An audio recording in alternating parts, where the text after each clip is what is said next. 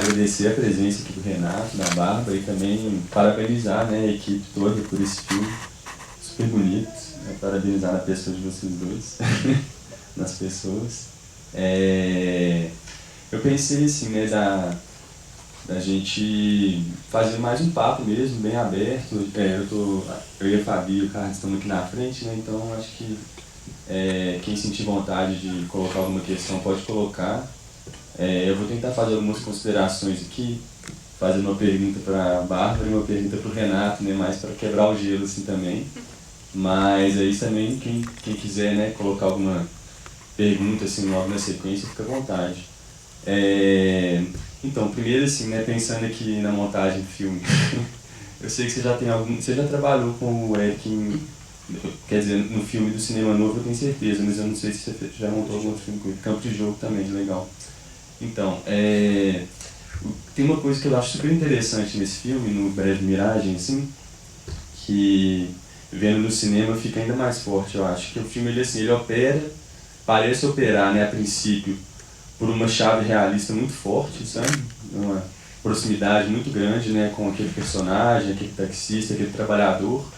Mas, assim, eu acho que a maneira como as imagens vão sendo articuladas, né, e acho que muitas vezes a própria maneira como a câmera registrou elas, mas, assim, é quase impossível para mim nesse filme dissociar o trabalho de câmera do trabalho de montagem, sabe?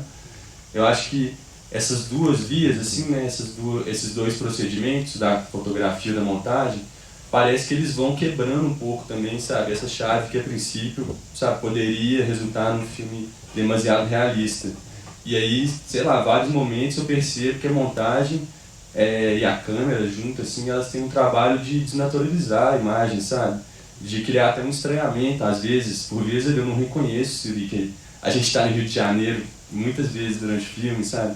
Eu acho super interessante, né, essa possibilidade, né, de colocar um estranhamento, sabe, no cerne do olhar, que é um estranhamento também que vai levar a gente a refletir mais sobre o que a gente está vendo, eu acho, né?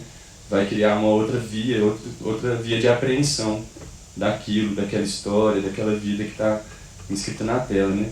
E aí, não sei, acho que eu já até falei demais, mas eu queria que você comentasse um pouco, sabe, esses procedimentos. Às vezes esses procedimentos são bastante diretos, assim, né? Tem aquela sacada de inverter a imagem em determinados momentos, né? Queria que você falasse bem livremente, assim, sobre esse trabalho, sabe? Porque eu acho realmente bem interessante, eu acho super importante para o filme, né? Essa quebra desse realismo, essa possibilidade de realmente colocar uma chave de maior opacidade, de maior estranhamento, sabe? Sobre essas imagens. Bom, agradeço estar aqui, muito a vocês, ao Cine Cipó, a presença do público, da Bárbara, de todo mundo aqui. E eu acho que já começou bem, porque quase sempre nos debates dissociam a relação da câmera com a montagem. E você já traz essa simbiose, já traz essa percepção a partir dessa simbiose. Porque o que seria, né, não sentir o tempo dessas imagens, o que seria do filme, né? Não saber mediar o tempo dessas imagens, o quanto eu estaria de fato perto desse personagem, né? O quanto eu não, na verdade, faria o contrário, de me distanciar dele, né?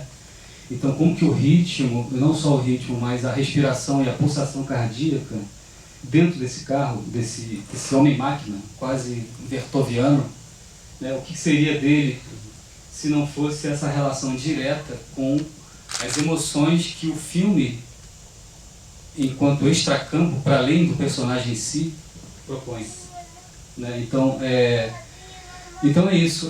O filme realmente ele tem um argumento. O recorte do Eric é muito realista, né? É muito realista, é um personagem que está vivendo a precarização, né? Vive a uberização do trabalho, vive a precarização e a uberização dos afetos, numa sociedade onde o afeto que domina é o medo, né? E tem que lutar cotidianamente para manter, mesmo que no campo do inconsciente e do imaginário, um afeto que se contraponha ao medo, né? Então, como que a gente, através da linguagem, retrata isso? Como? Vivendo o que o personagem vive. Vivendo a performance da criação mesmo. Eu me vejo nesse personagem quando eu vejo o filme. enquanto montador, de uma busca ininterrupta da imagem, né? Dessa imagem de um lugar na sociedade que me acolha, né? De um lugar do afeto, né? Desse lugar.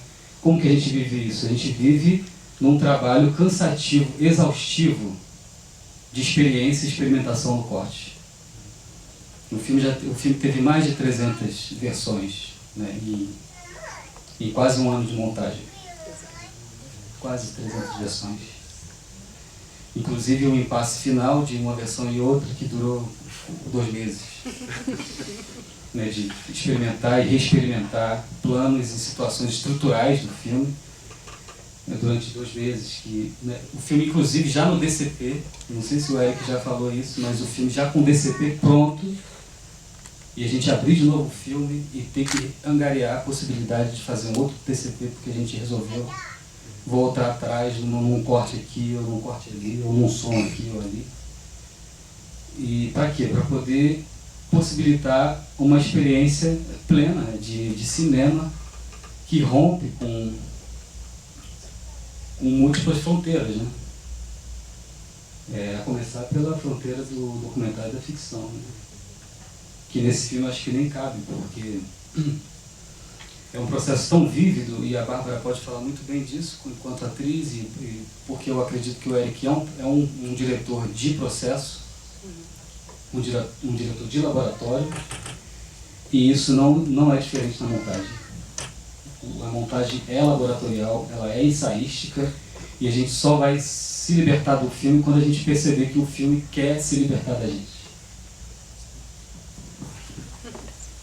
Que bela resposta, obrigado. E que incrível, né? Vocês abriram um filme do DCP, só reforça a importância, né? Que a montagem tinha, assim, o processo inteiro, né?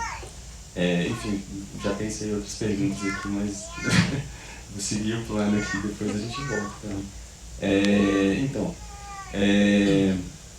eu fiquei pensando muito, sabe, Bárbara, assim, nesse filme no qual, né? Esse personagem do taxista, ele tem uma espécie de dureza tão grande, sabe, na vida dele, no modo dele de falar, eu acho, muitas vezes, não só uma dureza, eu acho, mas às vezes tem um peso forte, assim, sabe? Ele está inserido nesse mundo que muitas vezes é ameaçador, ele está muitas vezes muito apartado, assim, né, das coisas, das pessoas que o cercam, o próprio filho, que parece que é a figura mais central da vida dele, é uma figura que ele não encontra ao longo do filme, né? Encontra talvez como miragem, como sonho, né? Essa sequência final que é dela, né? E aí eu fico pensando assim que eu queria entender um pouco mais, assim, queria que você falasse também livremente sobre esse trabalho da atuação, porque inclusive eu acho que assim, a sua personagem, a Karina, ela chega um pouco quebrando um pouco essa dureza, às vezes, eu acho assim, sabe?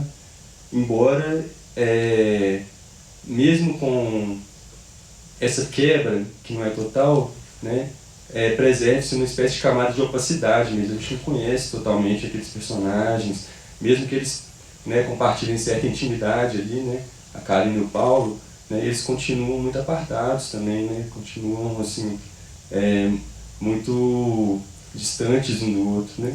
Sabe? Continua existindo um peso muito grande entre eles, muitas vezes os diálogos deles tratam de coisas, né, que são difíceis, né? Como tem um momento lá na praia que ela está falando de um episódio de violência policial, né?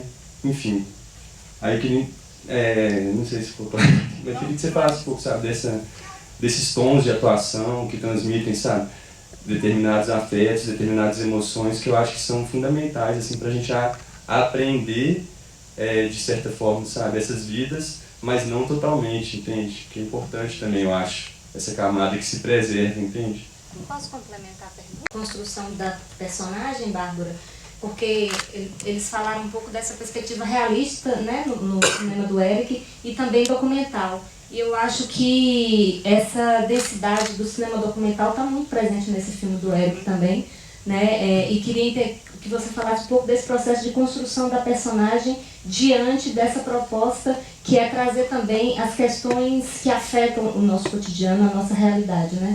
E isso na sua personagem é muito evidente pela carga de violência que se apresenta, né, e que ela traz, que é essa violência dos tempos atuais, que é uma política de morte do Estado. E aí, como que foi com o Eric a construção dessa personagem para trazer, né, isso que está tão marcado no corpo mesmo da personagem, no seu silêncio, na sua dor, na sua densidade? Vamos lá, organizar as coisas. Não, eu acho que assim, o Eric é um diretor que ele preza muito pelo processo, então ele está sempre muito aberto para essa fase antes, né, dessa construção.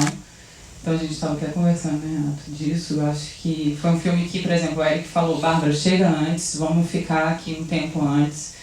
E eu tive toda a estrutura para poder ir para um hospital no Rio de Janeiro, na zona norte do Rio, e fiquei lá, e eu dormia lá com as enfermeiras. Então, fiquei morando na zona norte também, assim. Então, acho que tinha toda uma questão de vivência que era anterior a qualquer roteiro, ou antes de mesmo entrar nessa parte ficcional da coisa, sabe? Então, as coisas que eu via, né, naquele hospital, do dia a dia, da conversa que eu tinha com as pessoas, tudo isso fica impregnado de uma maneira muito potente, eu acho, e muito irracional às vezes. Porque a gente, nessa construção de personagem, a gente às vezes fica muito na cabeça, né, de onde você quer chegar, de ter esse controle e tal. E aí eu via situações naquele hospital que eram coisas absurdas, assim. E eu lembro muito de uma cena que eu estava fazendo, que chegava o táxi do Fabrício, eu estava lá take após take, e a gente fez muitas vezes, e eu já estava muito exausta, e falando, cara, como é que eu vou chegar nessa emoção da personagem e tal? E aí chegou um momento que era de madrugada, era 4 horas da manhã, o táxi estava vindo, e eu falei: Bárbara, é só você olhar em volta, sabe? Tipo assim, olha onde é que você tá, olha essa chuva, olha essas pessoas que estão em volta. Então tinha uma coisa muito da realidade ali em torno do que a gente estava fazendo. E principalmente, eu acho, nesse filme, a possibilidade do Eric, que ele nos deu de ter tempo para fazer as coisas, porque isso é realmente muito raro nos processos. Tinha dia, por exemplo, tinha diária que a gente ia filmar uma cena. Então a gente tinha 12 horas para fazer uma cena só. Então é aquela coisa de viver aquilo ao máximo e deixar a coisa transparecer nos tempos dela, nos silêncios, na realidade mesmo, assim. Então isso pra mim foi muito diferente, e eu acho que foi diferente desde o primeiro contato que eu tive com o Eric, que eu lembro que eu fui na casa dele, e aí o Eric, ele detesta esse termo teste, né, fazer teste de ator, e a gente começou a tomar um café, e a gente conversou 1 hora, e eu já tava super amigo do Eric lá, contando a vida toda. E aí o Eric falou: posso colocar uma câmera, Marcos, de filmar agora? Eu falei: beleza. Aí filmando, ficamos lá conversando mais um tempo, e aí depois disso tudo a gente saiu para poder fazer a cena dentro do táxi, sabe? Então eu acho que tem essa coisa do humano mesmo, e do tanto que a direção se interessa por você como pessoa, o que você tem para acrescentar, o que é você vivendo aquilo tudo, né? Porque a Karina não é simplesmente uma personagem que está lá no plano ideal e que eu tenho que chegar até ela, mas é eu, Bárbara, dentro daquele processo, vivendo naquele hospital, que tudo que foi nessa amálgama, né, de coisas que estavam surgindo dali. E quanto à sua pergunta, Luiz, eu acho que tem uma coisa... Me surpreendeu muito quando eu vi o filme pela primeira vez, assim, de ver o Fabrício nesse lugar tão duro, porque o Fabrício é muito solar, né, na sabe disso. Muito alegre, muito e tal. E aí eu vi o Paulo, assim, naquela coisa tão dura. E eu acho que a Karina me incomoda um pouco essa coisa das personagens femininas que chegam para poder, né, trazer uma coisa para a vida do homem e tal. E eu acho que nesse filme não acontece. Eu acho que é mais no sentido de um lugar do que eu vejo essas duas personagens como muito solitárias, pessoas muito solitárias, estão vivendo vidas muito duras. Ela lá no hospital e ele nessa rotina de taxista. E eu acho que os afetos dentro disso são uma revolução, sabe? E os afetos não no lugar do amor romântico, que era uma coisa que a gente estava tentando desconstruir totalmente, né? Acho que Renato também na montagem lutou muito contra isso, assim. Mas de duas pessoas, dois indivíduos, independentemente de serem homem e mulher, se encontrando, trocando, compartilhando um momento de respiro, sabe? Eu vejo aquela cena da praia muito como um momento que as pessoas se permitem parar e olhar uma para a outra e respirar e aí nesse sentido eu acho muito interessante assim, a forma como se deu o encontro das personagens. Eu vou falar assim, mais da sensação, né, que me deu o filme.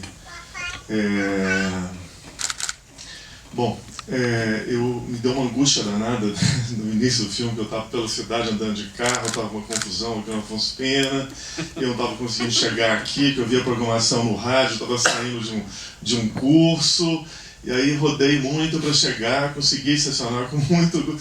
Aí eu sento no cinema, né, e aí essa coisa do cara, o taxista andando na cidade, a gente não está acreditando, né?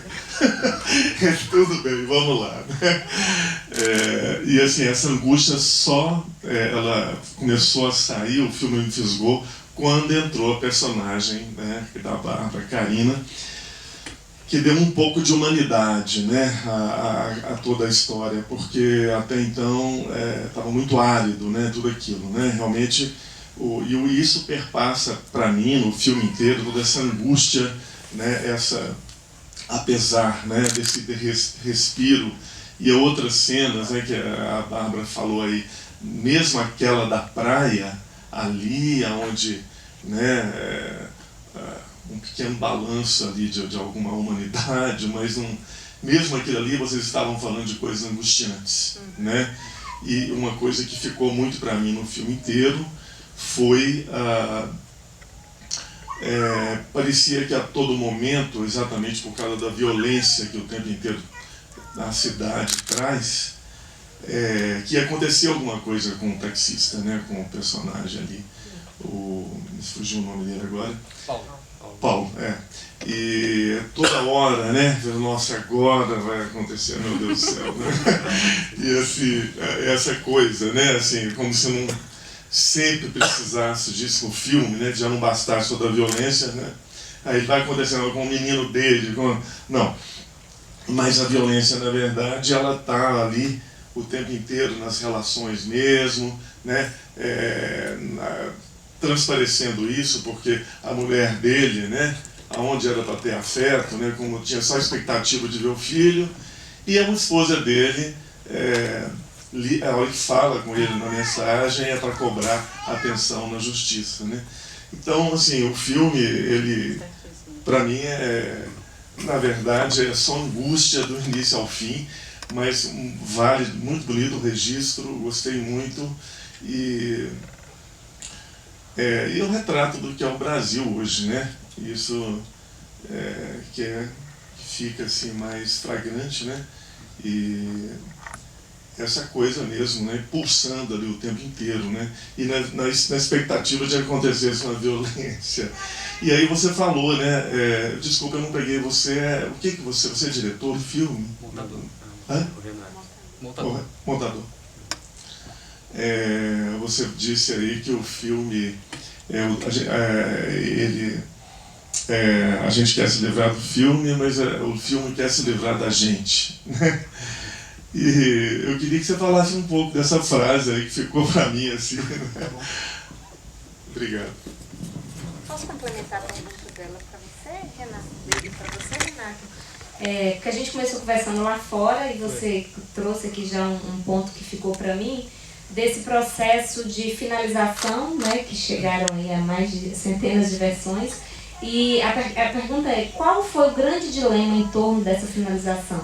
Quais foram as questões que você e Eric se ativeram ali no processo de finalização para chegar nesse corte final? O que determinou isso? Olha, quase sempre fatores que estavam muito além do filme, inclusive do país, né? Então, assim, os fatores que determinam uma escolha ou outra é a maneira que você acorda naquele dia, né, ou a maneira que a gente estabelece uma relação na ilha, dependendo da conversa que a gente tem no almoço, dependendo da nossa relação de trabalho há uma década. Tudo isso determina essas escolhas e eu queria relatar aqui um momento que foi crucial, porque as crises existem nessa relação. E teve um momento em que ele chegou a pensar que poderia ser bom para o filme ter um outro montador. Que seria bom para o filme. E eu pensei muito e depois liguei para ele e falei, Eric, eu acho que você tem um montador novo a cada dia. comigo. Então o processo de que o filme desistir de mim, de nós, é saber que a cada dia a gente buscava o inédito, o novo. E o que determinava esse novo era nosso estado de espírito, como que a gente recebia tudo ao nosso redor. Tudo.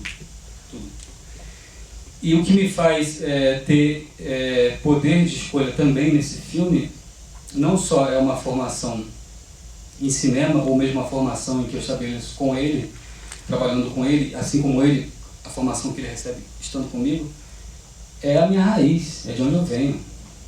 Porque, tanto quanto Paulo, eu sou um suburbano do Rio de Janeiro. Né? Então, parte das escolhas vem do empírico. Né? Do empírico, da minha relação direta com aquele universo suburbano do Rio de Janeiro. Vou dar um exemplo direto, assim, como que eu escolho uma ruptura de uma sequência, se é numa buzina, se é num sinal fechado, se é no momento em que um determinado áudio do WhatsApp vem. Tudo isso quem determina não é só a técnica da montagem e não é só o cinema, mas é o empírico. A experiência de vida e a trajetória de vida dos dois, tanto dele quanto a minha, embora situações e meios sociais diferentes, mas como que a gente narra junto uma trajetória de um homem diante de um subdesenvolvimento, né? De uma vida subdesenvolvida. Então uma coisa marcante que ficou do início ao fim em quase um ano de montagem foi: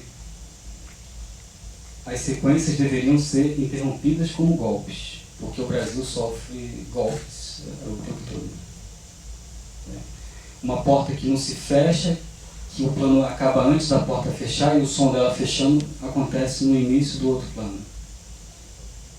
É sempre essa sensação de que a experiência incompleta é a marca do nosso tempo.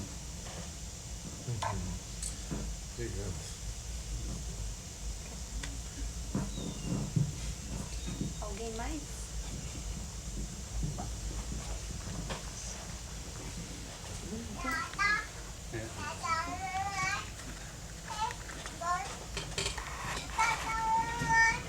Oi, meus amigos brasileiros e nós, ótimo, Joia.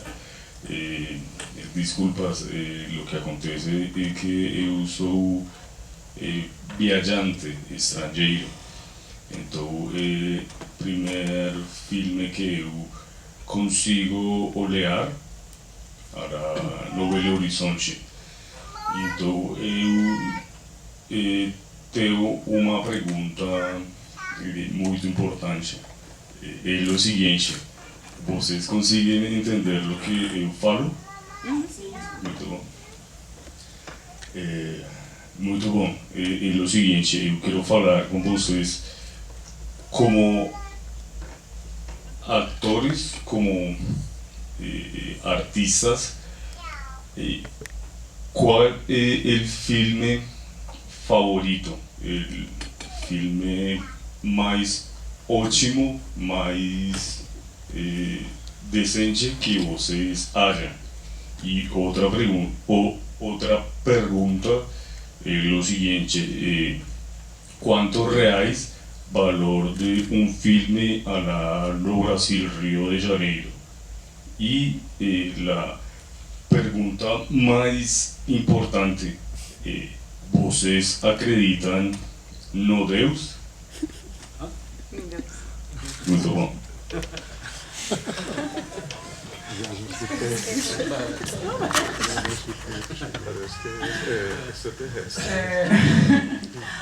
Bom, vamos lá. 3, né? Eu não tenho ideia. Eu acho que os filmes variam muito essa questão de orçamento. Não sei muito bem quanto que foi esse daqui. Qual que era a outra primeiro? Você acredita em Deus? Ah, não sei. O filme favorito? Nossa, o filme favorito é difícil demais. Bacurau. Faz bem, né?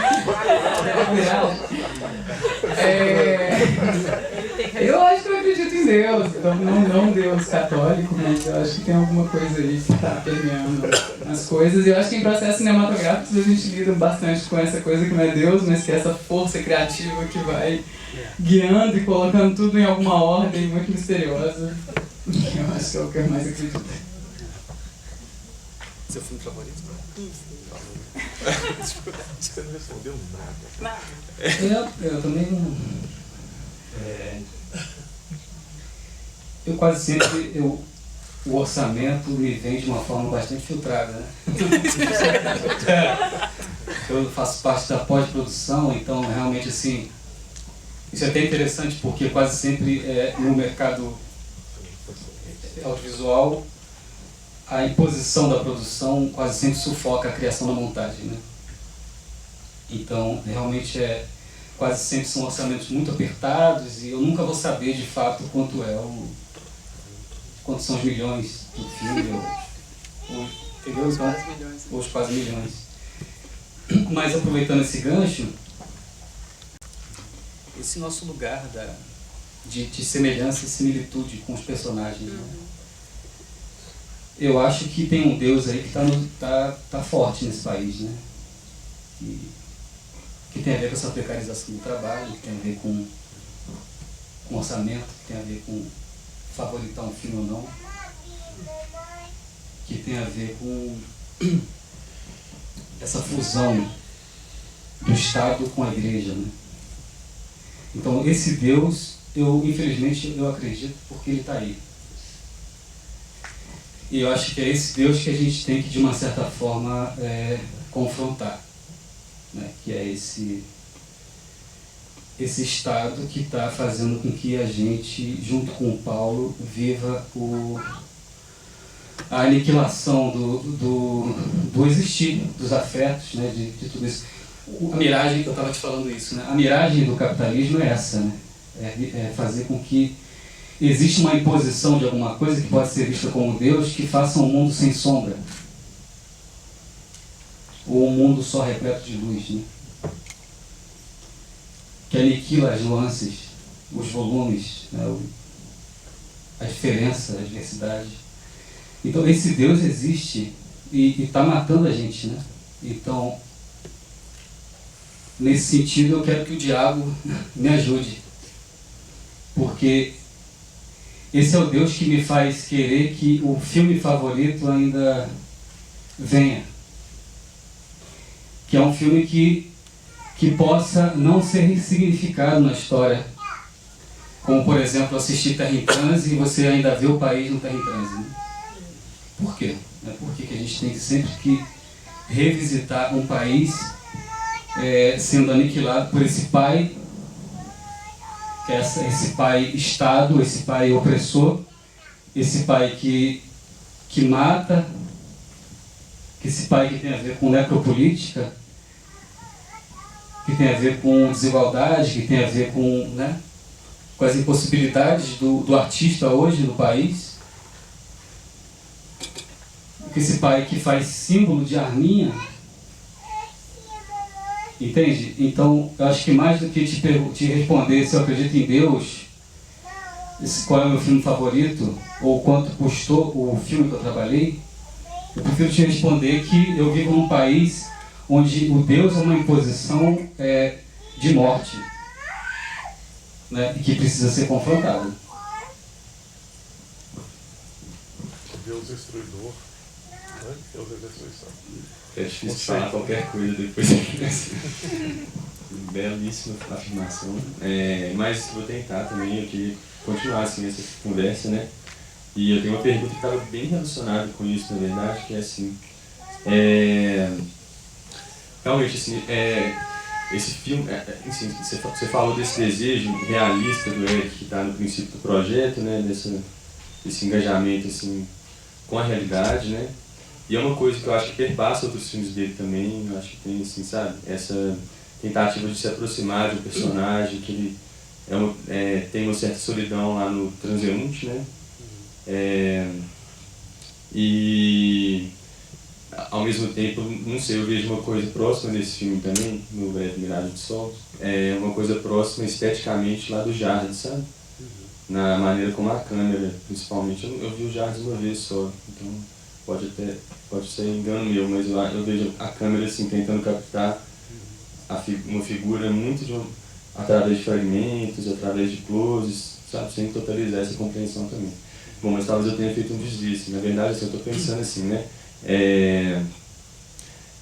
eu acho que um dos grandes gestos desse filme, eu acho que uma das grandes coisas que justifica hoje, né, continuar fazendo filme, continuar fazendo cinema, é realmente essa tentativa, né, de se engajar com o mundo no qual a gente vive e tentar realmente oferecer, né, chaves de compreensão e de resistência assim, dentro dele, né.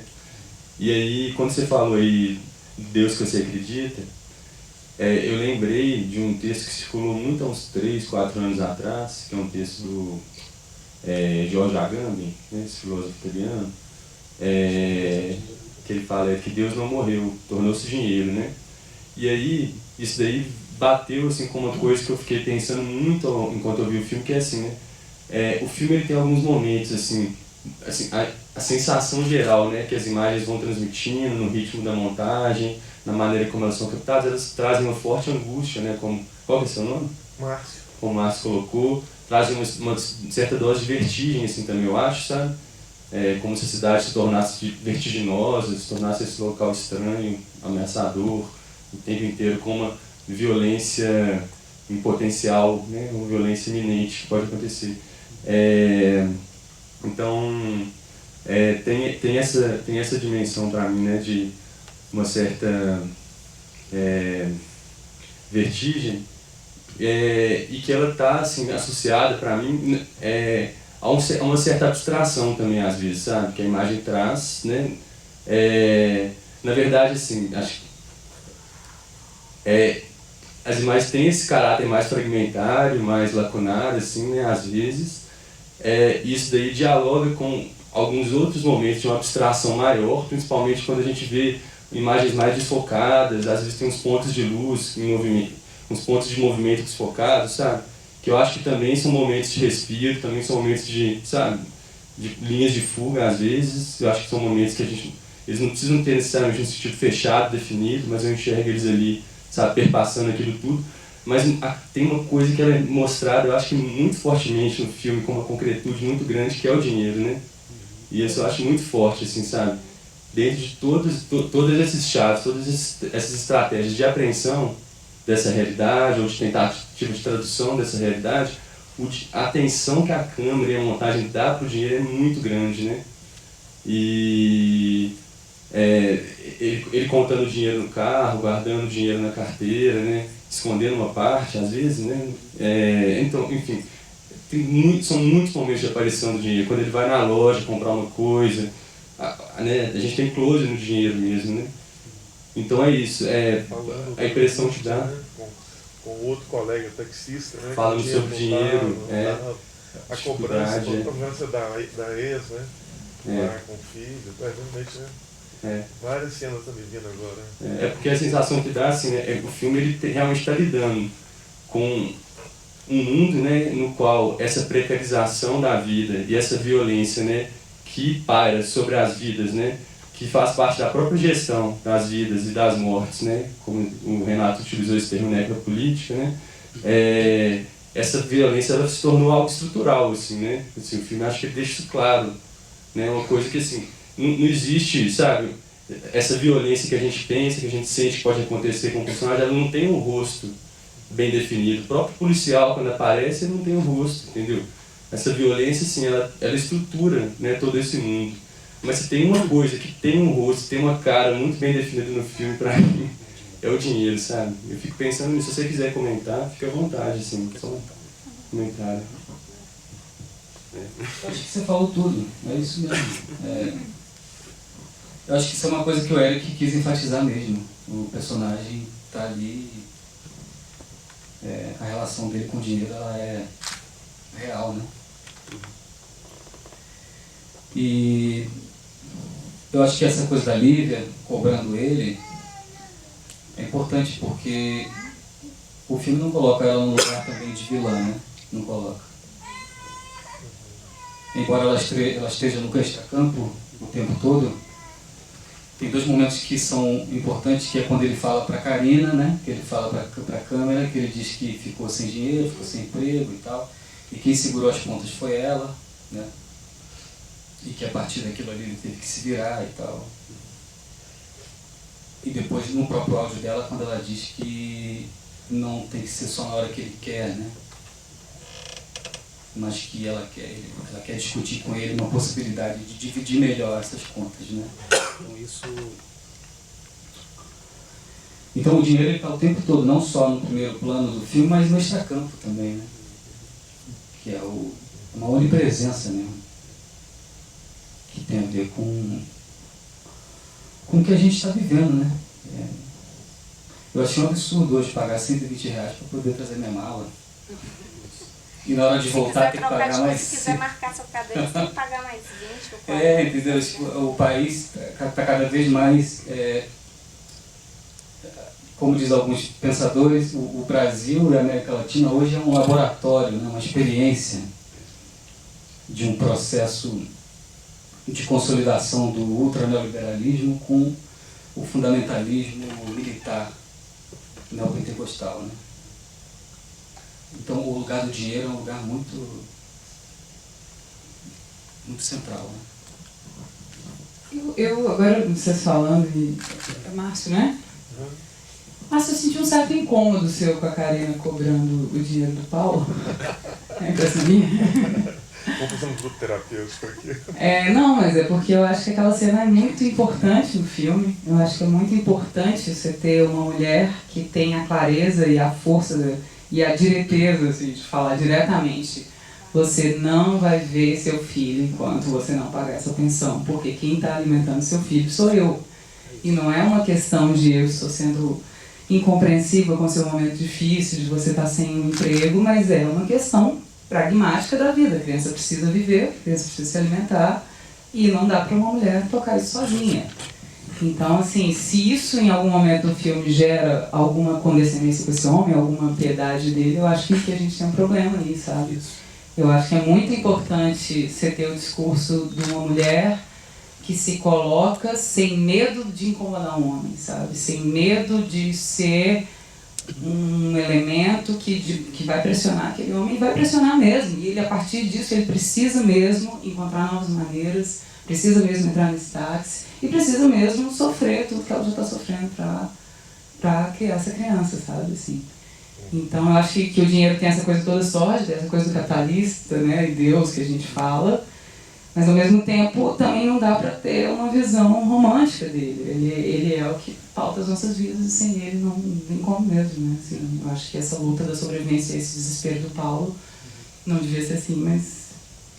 Eu queria comentar isso também, que eu gosto muito desse filme na perspectiva de discussão de gênero também. E quando a gente fala gênero, parece sempre que a gente está falando do lugar de ser mulher. E o filme, eu acho que nos provoca uma reflexão sobre a masculinidade, né? O que é ser homem nessa sociedade, o lugar do provedor, mas como que também o homem, ele precisa de pai, da construção dessa paternidade e assumir as suas responsabilidades nesse lugar de paternidade. E a personagem, gostei muito dos seus comentários sobre a construção da relação entre esses personagens, porque realmente o filme consegue sair de uma construção romântica da relação, e acho que a construção dessa personagem levou a isso, assim, de uma afirmação dela. Então é ela que liga, né? Ela manifesta ali o desejo, e eu acho que o filme ele teve essa maturidade dessa construção, assim. E aí queria pegar o gancho para trazer agora do seu lugar como artista, assim, né, atriz. Você tem participado, o pessoal falou aqui de Bacurau, mas de vários filmes que trazem essa afirmação da mulher, né, nesse lugar de protagonista. Né, isso está presente em Aquários, no próprio Bacurau e nos filmes aqui das produções mineiras, no filme de plástico.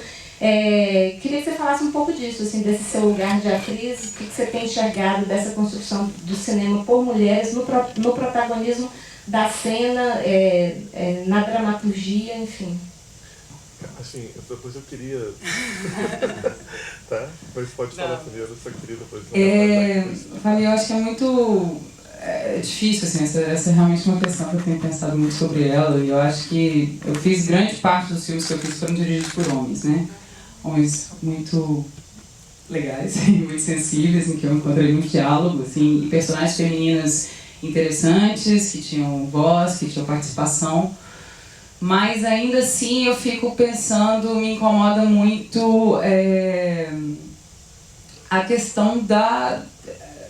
Quando você é uma mulher dirigida por um homem, você tem limitações. Assim, eu estava comentando com o Renato um episódio muito claro no set assim, com a Erika, a gente tinha uma questão com a cena, da cena que a Karina fala que ela não sabia se queria ser mãe. E a Ju, que era assistente, segunda, né? E roteirista do filme, ela me procurou e falou: Babi, você tá como? O que você acha dessa cena? E aí eu falei: Ju, acho que tem isso e tal. A gente sentou, discutiu. E aí a gente levou pro Eric, o Eric sentou com a gente, ouviu, e a partir disso a gente mudou a cena inteira. Mas eu estava falando com o Renato, eu tenho certeza que se eu estivesse sozinha naquele momento, eu não teria feito isso, ou teria sido muito mais difícil ter feito se a Ju não tivesse realmente me procurado e fôssemos duas mulheres nesse lugar, assim. Mas, de todo modo, eu não compartilho do ponto de que homens não devem me falar sobre mulheres ou ter personagens femininos. Eu acho que é maravilhoso, assim, quando você sente essa abertura desse espaço. Mas aí eu acho que é isso. Também não dá pra ficar só numa questão de discurso dos filmes com temas feministas ou com personagens fortes. Eu detesto essa terminologia de mulher forte. Não, pra mim, toda mulher forte no mundo, que você é mulher, você já tem que ser forte. Se dentro do set você não encontra ressonância no que você está fazendo, sabe? Então, pra mim, assim, você pega um filme que tem um discurso no lugar, mas dentro do set você tem uma relação misógina e pouco espaço de diálogo. Então, assim, pra mim é muito mais a questão de você ver a empregabilidade refletida naquele ambiente, de você realmente está trabalhando com mulheres que são chefes de equipe, e a partir daí você tem um modo de fazer que vai ser de mulher, sabe, assim, que envolve muito mais escuta, muito mais tempo, prestar atenção no outro, sabe, que pra mim são qualidades. Então eu acho que é isso, é um processo complexo, sabe, e às vezes me incomoda muito ainda como que as pessoas se aproveitam da pauta feminista para poder aprovar projetos, sendo que o contexto é todo machista, sabe?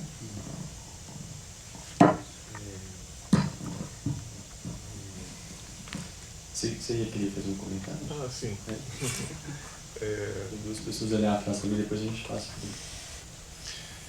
Assim, não de forma nenhuma, assim, dentro do que você falou assim, que me incomodei, apesar de até viver uma situação não semelhante, mas uma situação, né, como pai, separado e tal, talvez tenha me tocado pessoalmente, sim, você teve uma boa intuição, mas eu citei, como poderia ter citado a cena, né, da primeira viagem que ele faz no filme para aqueles rapazes, que o dinheiro, né, aquela discussão pelo pagamento da viagem até aquele trecho. Mas, enfim, teve outras cenas também, mas não é o caso. Foi só uma citação.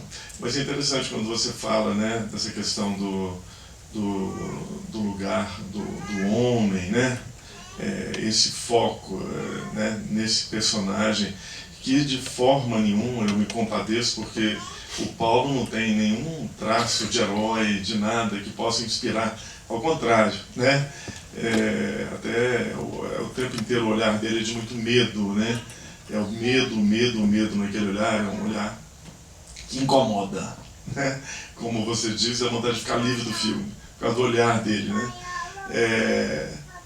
Mas eu acho que é importante um registro de que sim, não é fácil ser homem na sociedade, né? E isso é uma coisa que não é falada, né? E como você disse aí, né, que incomoda essa coisa da mulher ter que ser forte, né? E ao homem nem né, assim, isso exaltado, né, como nessa questão que hoje tão falada, esse termo que é empoderamento, né, da mulher e tal. Ao homem, de cedo, né, de criança, eu acho que vale a colocação, já que isso foi falado, é exigido que seja forte e não se discute, né? E não é fácil mesmo. Ser homem na sociedade é barra pesada. Então acho que o filme também ele vale a pena por esse registro aí, né? Esse conflito dele aí, eu acho que vale muita discussão, né, nesse papel de ser homem na sociedade, sim, né? Mas é isso, é só isso, tem outras coisas, mas deixa eu falar. Obrigado. Não, concordo com você. Eu acho que é importante os homens discutirem isso, porque parece que sempre a questão machista é uma questão que afeta as mulheres, e você tem que viver uma clara falência do modelo masculino na sociedade. Eu acho que o Paulo é o exemplo claro disso, assim, de um homem que não consegue lidar com a própria sensibilidade, que está completamente sozinho e tem que lidar com toda a pressão de conseguir dinheiro, né?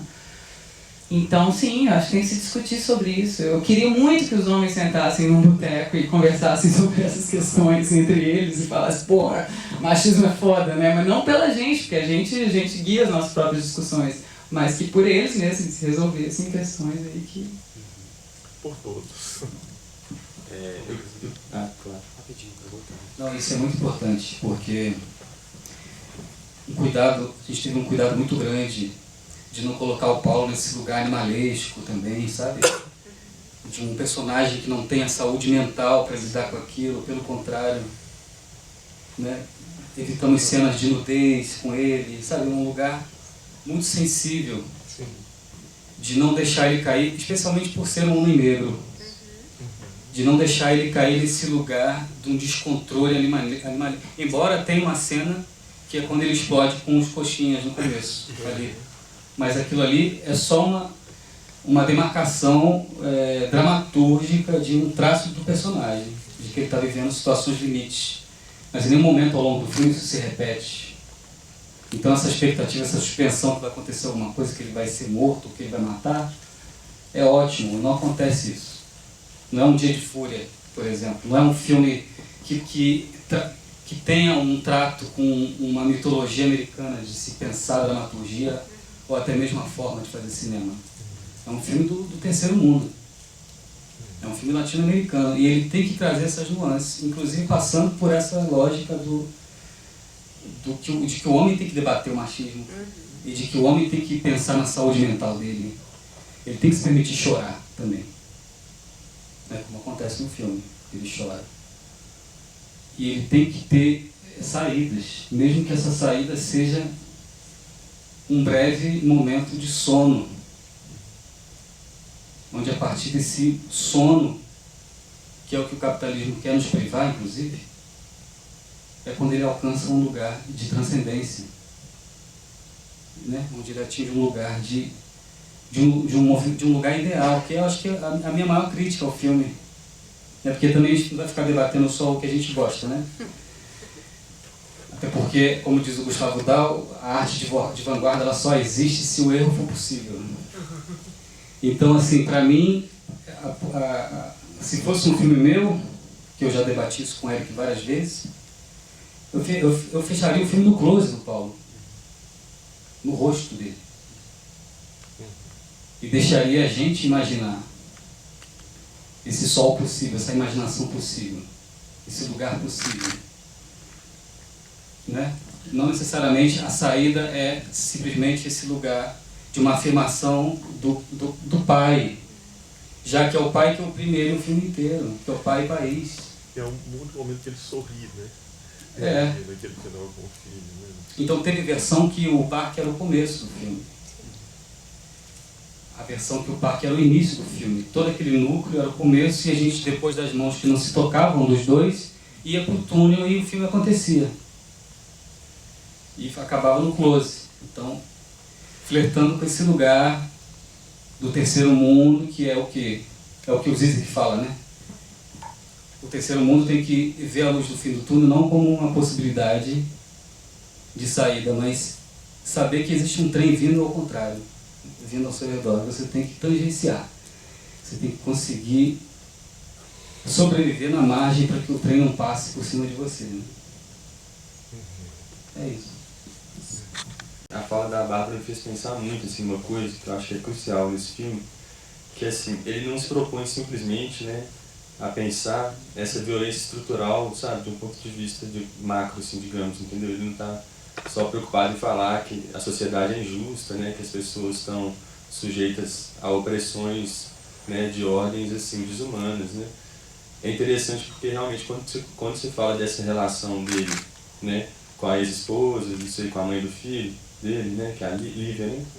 Lívia.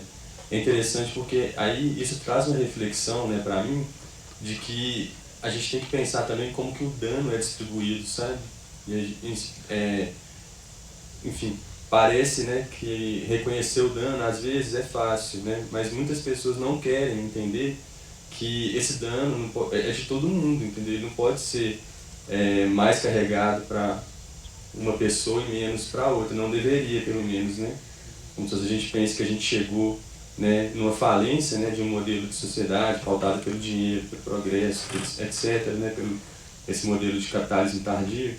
É muito importante pensar, né, de que modo, né, as pessoas estão sofrendo o dano que vem disso, né, que resulta disso. E aí realmente é super interessante isso, né, é super interessante a presença dessa personagem que afirma isso, né, que ela realmente coloca com firmeza esse lugar, né, de quem não está disposta, né, a arcar com esse dano, com essa...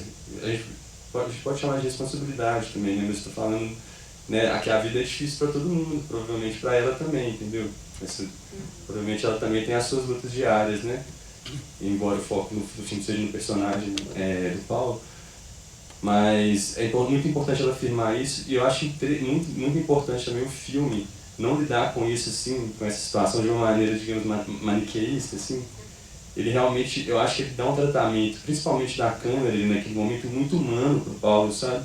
Enquanto ele está escutando aquilo, que a gente realmente, a gente reconhece claramente que ela tem razão, assim, sabe? Ela tá certa de buscar uma solução, né, para esse impasse, para esse problema, para essa omissão dele, digamos, né? Mas a câmera, assim, sabe, o filme não faz um julgamento da figura dele, né? Pelo contrário, a gente sabe, né, enquanto espectador, a gente sabe da luta dele também, que é para existir, para sobreviver, e a câmera, assim, ela não convoca, assim, ela não faz um momento tramalhão, assim, com ele, né? Mas ela retrata ele de maneira humana, assim, eu acho, sabe? Ela não deixa desaparecer a humanidade, ele não transforma ele num vilão, sabe? O filme não transforma ele num vilão por causa disso, né? Acho que isso é muito importante também. Enfim. Tem mais gente ali atrás. Parabéns, maravilhoso filme. Desculpa, eu só não consegui ler no letreiro o nome da cantora desta música em espanhol. E eu não quero sair daqui sem saber. Deixa eu já passar para outra pergunta aqui. Boa noite, eu sou o Gabriel, sou de Goiânia, Goiás. Eu queria falar um pouco sobre a parte artística mesmo. Como diria meu avô me criou dentro do teatro, dentro do cinema. Se um filme é bom bastante, ele te causa um certo desconforto, ele te causa uma certa angústia. Eu senti um certo desconforto na parte de que o filme passa basicamente dentro de um automóvel, certo? Eu queria perguntar como que é atuar dentro de um automóvel quase o filme inteiro e como que é a pós-produção disso, porque os sons ficaram maravilhosos, efeitos sonoros, tanto os efeitos sonoros da casa de Paulo, onde passam os trens. Eu queria entender um pouco como que é, porque começa e termina no carro, e em questão desses efeitos sonoros também. E parabéns pelo filme, adorei. Acho que dos efeitos sonoros você vai falar melhor. Cara, a coisa de atuar dentro do carro é muito legal, assim, porque tem uma coisa de cada take que você for fazer, se você for entrar num carro, tudo tem que voltar, né? Não sei se vocês pensam nisso, mas assim, se o carro tem um ponto de partida, tem todo esse deslocamento. Então, às vezes, pode ser muito lento esse processo. Mas nesse caso, o fotógrafo, que era o Miguel, porque no carro ficava eu, né, no caso das minhas cenas, eu, o Fabrício, o Miguel e o Eric. E o Miguel, ele tinha uma coisa que depois, no final do filme, eu falei com ele, que era uma qualidade muito invejável e admirável, que é uma descrição e um silêncio, uma participação, então ele ficava super encolhidinho no carro, assim, e junto com a gente, porque quando você está numa cena, você é um ator, de cinema, né, você não tem resposta de público, você só tem uma respiração de set que vai meio que te guiando ali do que está acontecendo, né. Num carro é um espaço ainda mais claustrofóbico nesse sentido do que está acontecendo ali na cena. tanto desconforto quanto bom também, porque quando a atmosfera se estabelece, parece que tudo fica mais ampliado, sabe? Hã? Se estiver ruim, tá muito ruim, porque tá todo mundo muito perto, se estiver bom, vai estar maravilhoso. Mas nesse caso eu acho que o que me chamou muita atenção era a presença do Miguel, assim, do fotógrafo, e do Eric também, que eles deixavam as cenas respirarem bastante. E por outro lado, a coisa do carro dá uma sensação de estar dentro da cidade e realmente estar vendo tudo acontecer, que eu acho que ajudava muito as cenas na questão da atmosfera mesmo de cena. Ava Rocha, fala pra Ah, Ava Rocha, maravilhosa. Esse disco vai sair ano que vem, né? Vai. Ela é de onde? Ela é irmã do Eric, ela é do Rio. Procura na internet, realmente ela tem muita música boa. Como é que é mesmo? O som, né? O som, ele, desde a montagem, ele é um elemento de dramaturgia, porque ele tem um papel fundamental no extracampo, né? Ele tem um trabalho fundamental naquilo que acontece. E, na verdade, mais do que isso, ele é um som, ele constrói o personagem da cidade. O som, ele é o tratamento sonoro que vem desde a montagem, depois passa pelo Edson, com o Eric, na mixagem, no desenho final do som, mas desde a montagem ele é um elemento dramatúrgico. Não é o efeito pelo efeito, mas é um trabalho de composição do filme. Uma vez que você está o tempo todo com a imagem, né, com ele dentro desse carro, onde esse homem se confunde com a máquina, inclusive, várias vezes, o som ele tenta trazer ao mesmo tempo uma humanidade, porque você tem a respiração dele em primeiro plano, né, o hiperrealismo sonoro, ao mesmo tempo tem a buzina rasgando o plano. Ao mesmo tempo tem a permanência, a coexistência desse universo dos taxistas no WhatsApp. Né? Então o tratamento sonoro desse filme é um tratamento de construção de narrativa e de dramaturgia mesmo.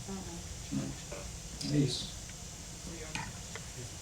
Alguém tem mais alguma questão? Que o nosso tempo está se encerrando. Eu tenho, prometo ser bem rapidinho. Eu queria fazer a pergunta para a Bárbara, na verdade, porque você falou sobre esse negócio da pesquisa, que você passou um tempo no Rio e tudo mais. Teve alguma experiência ou alguma coisa que você viu no hospital, ou se não nas ruas do Rio mesmo, na Zona Norte, que afetou sua personagem, que mudou alguma coisa completamente? Ou que é alguma coisa que complementou, que você nem fazia ideia de que poderia existir ali e tudo mais? Qual é o seu nome? Yasmine.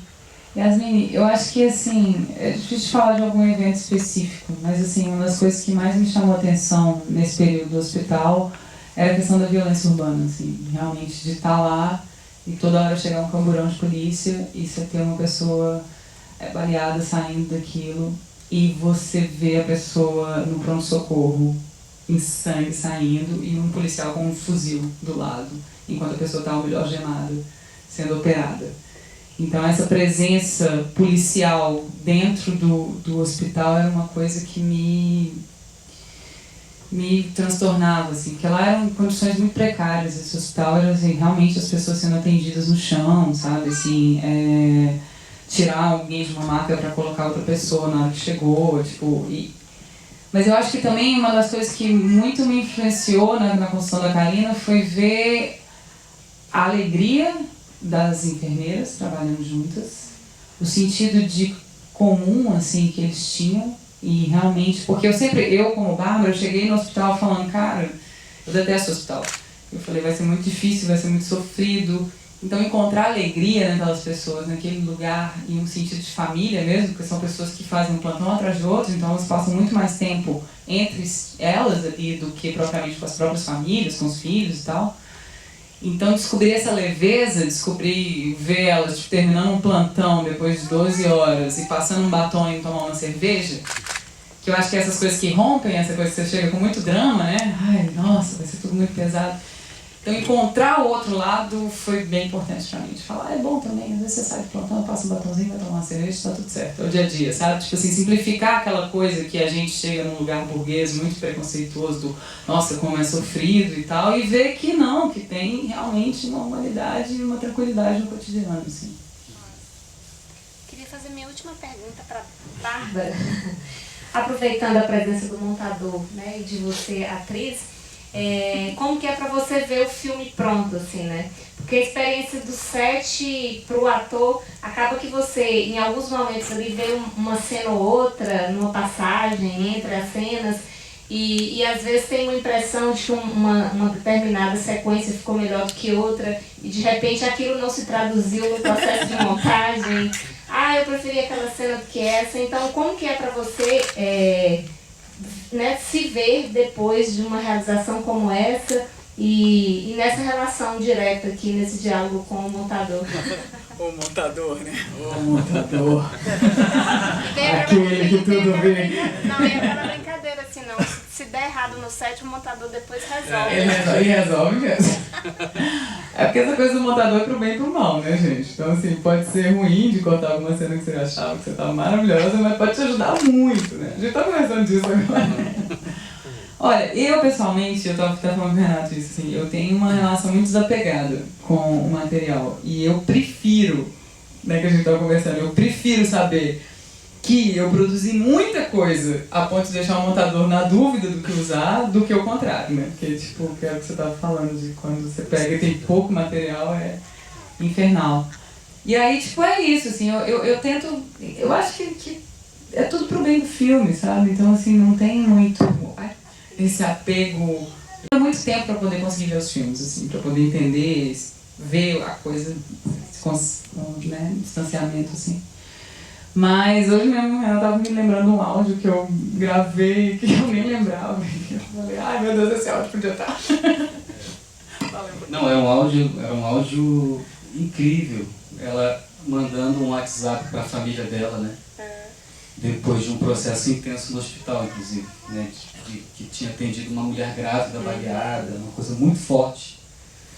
Mas que era colocar esse áudio ou colocar a cena da praia dos dois conversando, que tem o mesmo teor, né? Então a gente acabou privilegiando a cena dos dois na praia.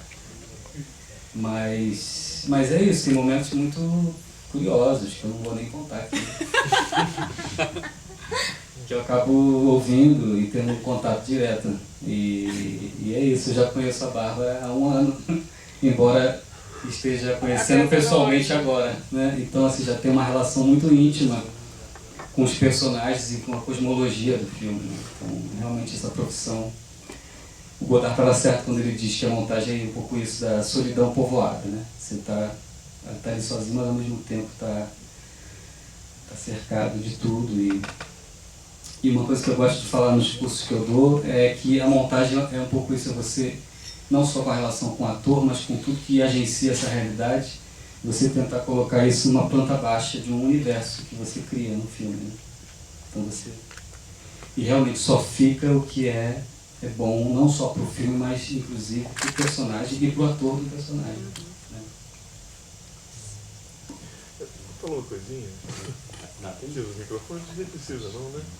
Eu achei interessante isso que você falou aí, dessa cena que não foi colocada, dessa grávida, né, baleada, porque parece que vocês trocaram não pela cena lá na praia, mas pela cena em que ela, a sua personagem, questiona, né, se ela quer ser mãe e que ela fica feliz de não estar grávida, né?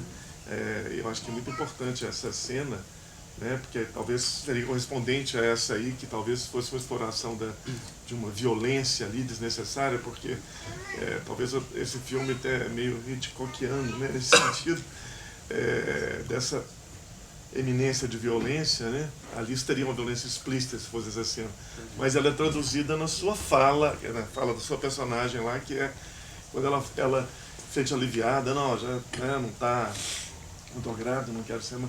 Quer dizer, toda aquela violência traduzida também na negação da maternidade, né? E onde se questiona mesmo, né, essa realização da mulher, né, colocada também. É só isso que eu queria falar, achei interessante.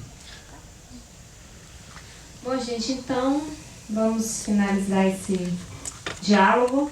Agradecer enormemente o Renato e a Bárbara por estarem aqui hoje. a vocês que permaneceram até agora e convidar todo mundo para estar aqui amanhã com a gente também. A sessão amanhã começa? Tem que cumprir a programação. De tarde até a noite tem filme rolando no Cinecipó. Obrigada a todo mundo, boa noite. 17 horas. E até mais.